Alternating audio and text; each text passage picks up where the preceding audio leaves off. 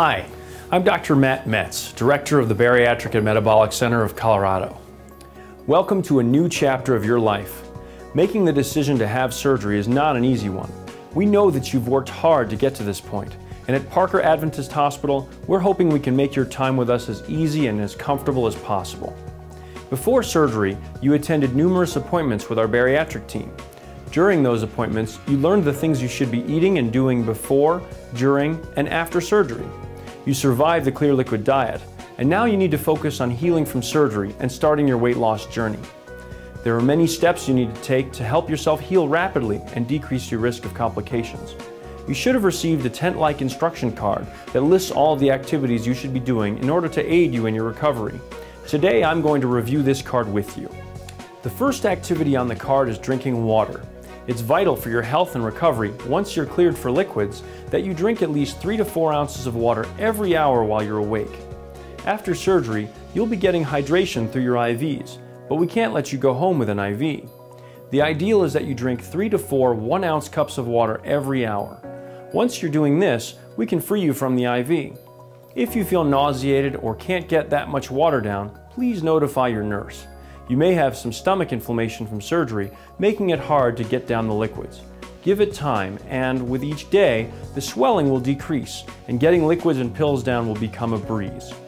The next activity on the card is using your incentive spirometer. If your nurse has not given you a plastic device that looks like this, please ask him or her for one. This apparatus is used to help expand your lungs after surgery. It will help you to breathe out some of the gas placed in your abdomen during surgery, which may otherwise cause you some cramping, bloated feelings. It also helps to prevent pneumonia and other possible complications that can occur with anesthesia and decreased activity. The ideal is that you use your spirometer up to 10 times per hour. I encourage you to take it home with you when you're discharged from the hospital. One of the most important activities is to get out of bed. I cannot emphasize this enough. One of the most serious complications that can come with surgery is a blood clot. By getting up and walking as often as you're able, you dramatically decrease this risk. If you are still hooked into your IVs, your Foley catheter is still in, or you are feeling weak, call your nurse to assist you.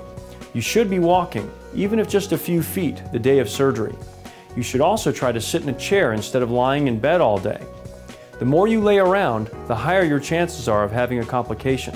This applies when you go home as well. The next activity on your card talks about SCDs, sequential compression devices. These are the devices that have been placed on your lower legs. They inflate and deflate periodically to keep the blood flowing. This pressure on your legs helps decrease your risk of blood clots after surgery. You should have these devices on while you're lying in bed. While you're walking around or up in a chair, you do not need to keep the stockings on, as your body is circulating the blood for you. Finally, in order to be able to go home, you must be able to take all of your medications by mouth. After surgery, you may have been placed on a pain pump that requires you to press a button to get fast pain relief. The problem is that this medicine only lasts for a few minutes, and you cannot take this pump home.